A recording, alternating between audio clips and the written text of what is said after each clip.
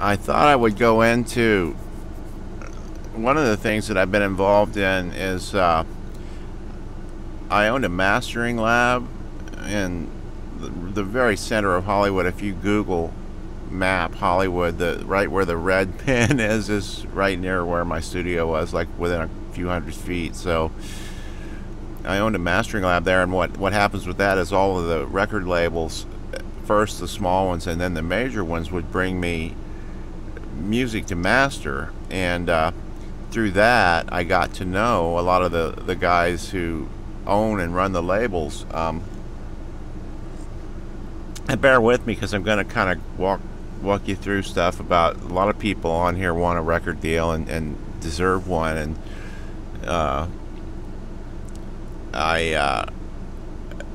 the guys who own the labels, especially the smaller ones, would come in personally, and I got to know them and over years develop relationships with them, and then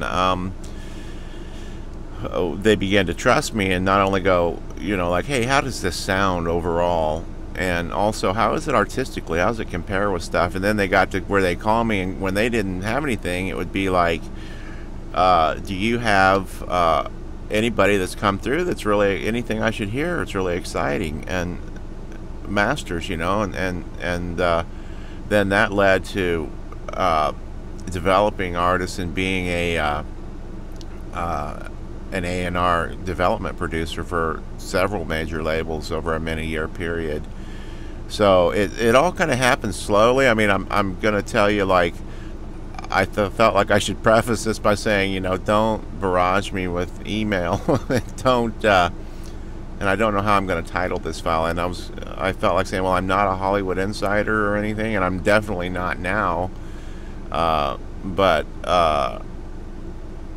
at the same time, it all sneaks up on you where one day, you're sort of not really in that world, and then the next day you are, and you think nothing of it. You're just like, oh well.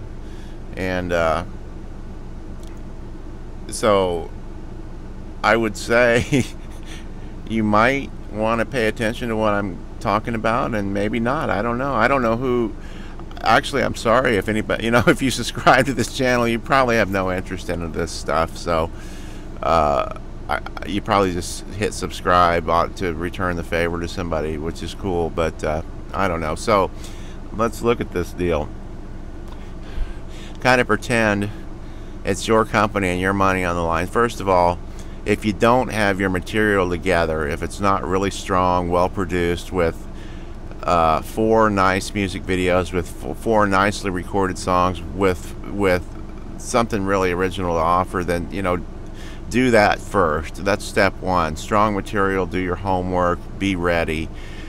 Make sure you're ready. It's nothing more disgusting than to work for a record label and see really needy, hungry people who aren't ready bombarding you with garbage, and because you're looking for the real deal.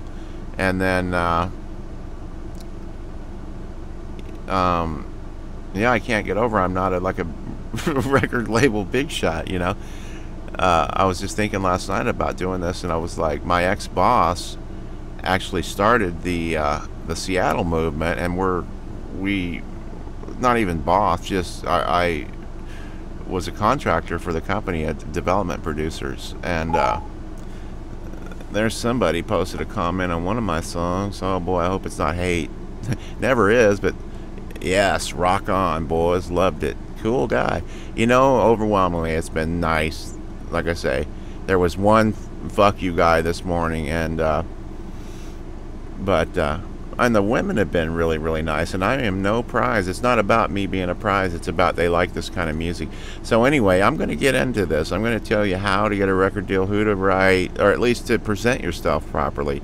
Okay, the other thing is, so look at it like a business. I mean, is it something, when you cruise around the net and look at different artists, when you see something, when you find something, think of it like this. Would I gamble my house, my car, my life, my wife, everything I have on these guys making it? Are they that good? Would I may have to turn that off because emails come in a lot. And oh man, Oh, it's her. Yeah, it's great stuff. I've subbed. That's cool. I get that a lot now, you know, because the project is pretty cool. But yeah, I mean, you got to think about, like, it is a business. So number one, there's that. Make sure the stuff is there, and and not just with friends and family and all of that, but get it on the net. I would say you're going to need Facebook, Twitter. You're going to need videos. Usually, the general rule is 4 songs, no ballads. You want 4 strong cuts, no ballads, and have the material ready to present more, and have a CD, nice graphics with an accompanying artist bio. And here's a real key thing, and there's a lot of stuff here. It's not just one thing. You got to think about it on a business level. The other thing, and you know, I'm not really trying to get these videos watched, so you know, if you find this, you know, don't post it around as like Hollywood big shot speaks out. You could, but I mean, it's not the case. But I've had a lot of experience with this. So the other thing is the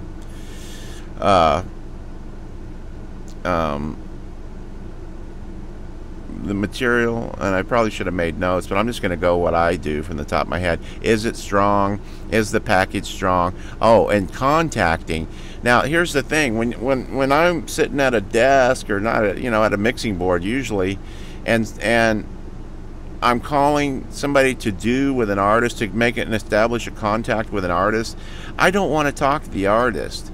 So when you send out your promo stuff, when I first started, I mean, it was just cold calling like everybody else. Even though I had a studio right next to a major label in Los Angeles, still everybody goes, well, that was a big advantage. Well, no, I was still like a kid in a room like everybody else.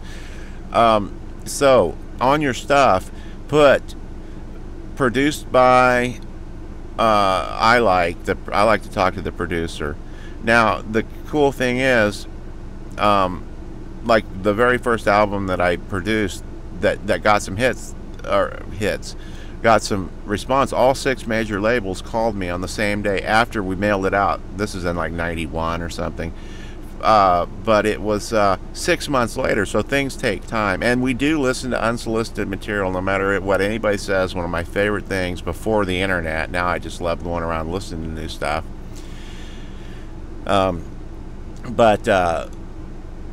Yeah, I mean,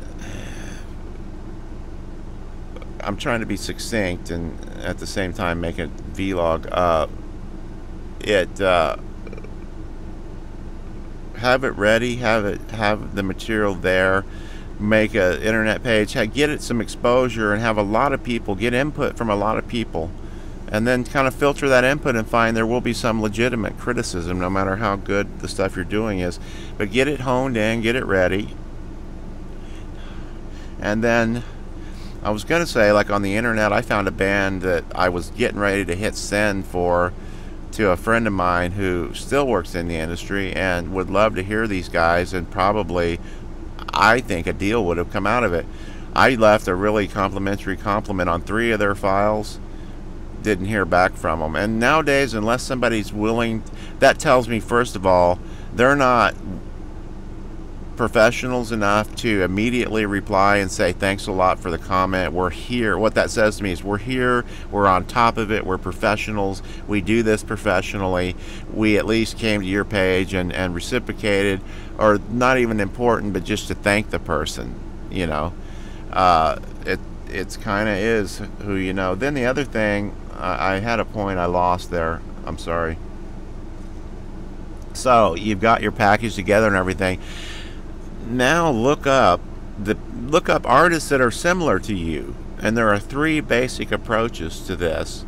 Look up artists that are similar to what you have and find out who their manager is, who their entertainment lawyer is, and who their record label is, and send a physical package to each one of those people, as well as your internet, YouTube, Facebook, what have you, Twitter, and be ready to have, even if it's sometimes, you know, produced by, and I would think, oh good, this is, and I would figure it out pretty quick, because this is how I started out. I would be like, this is produced by Eric Hurd and so on, and I would just, I can't believe I had the audacity to do it, but it's what it takes. But they all called out of that first artist that I sent, or he actually did it all. He sent it out. I produced the album. 6 months later, all 6 majors, there were 6 major labels at the time, called back. And things still kind of, they're electronic now, but they work the same way. You know, be nice about everything, first of all, because the people you meet on the way up, or you're going to meet them on the way down, whatever. So anyway, but yeah, the interesting thing was, all 6 of them called me the producer, not the artist. Nobody wants to deal with the artist, because it's difficult to say to the artist, look, we love you, however, you've got to ditch this thing or that thing, and if you can do that, we can work with you. I don't want to deal with the artist at all. So put on there, you know, produced by I like, it works for me, or, you know, management contact, which kind of annoys me in a way, though, because think about it, that says right there they think they have something that needs managed, which means you don't need a manager until you have something to manage, and that usually means that you're making money. And so there's that. Those are your 3 basic things. Then when you contact the record label, if it's a small label, do some research on them, but send to everybody. You know, my company used to manufacture CDs and DVDs, and I would master them, do the graphics, and manufacture them. How many people have 10,000 copies sitting in the garage? I'm like, dude, send that out. That's really good. No, I'm going to sell them. They're not selling like hotcakes. You sold 3 last month, you know, 36 a year. Send those out, you know. And just be professional about it. But when you do contact the record label, contact everybody in A&R in every department, because then sometimes I'd be at a record label, and the guys who were in the rap division would come over and be like, we're open-minded people. I mean, they'd be like, yo, Holmes, this ain't my bag, but this shit is fucked up. Cool, you got to check out this thing I got. You know, somebody sent it in the mail, and it ended up in the guys who handled rap, but it was like a weird kind of metal thing or something, and they would immediately come to me, you know. But if good music is good music, so they would just, you know, on all departments, they share stuff back and forth. So again, I'm not a Hollywood hotshot or anything, and I like to say never was, but I'm looking back now, I think I was at one time. No, this is coming up on 13 minutes. Fuck that. I gotta go another. I could give you days on this. So yeah, have the contact not be the artist. It just looks more professional. Make professional stationery. Make everything. If you're bound and determined to make it, then give me a bone. I'm a guy sitting there that has a chance to say yes, maybe 4 times a year, and then I've got to present it to some other guys above me and get them to agree, and you would be surprised how much they don't agree. And I can't believe, you know, people want to do A&R, artist and repertoire work, because I have a friend, he posts it all over everywhere. He wants to, and he does do it, but it's like, why? So yeah, because there's some kind of ego involved with that. People want to see, well, I was the one smart enough to discover these guys, you know. I think it is. I've been there. But good, we're past 13. I can light a cigarette. I may do a few more of these, but it's pretty common sense stuff. And for God's sake, have your material ready.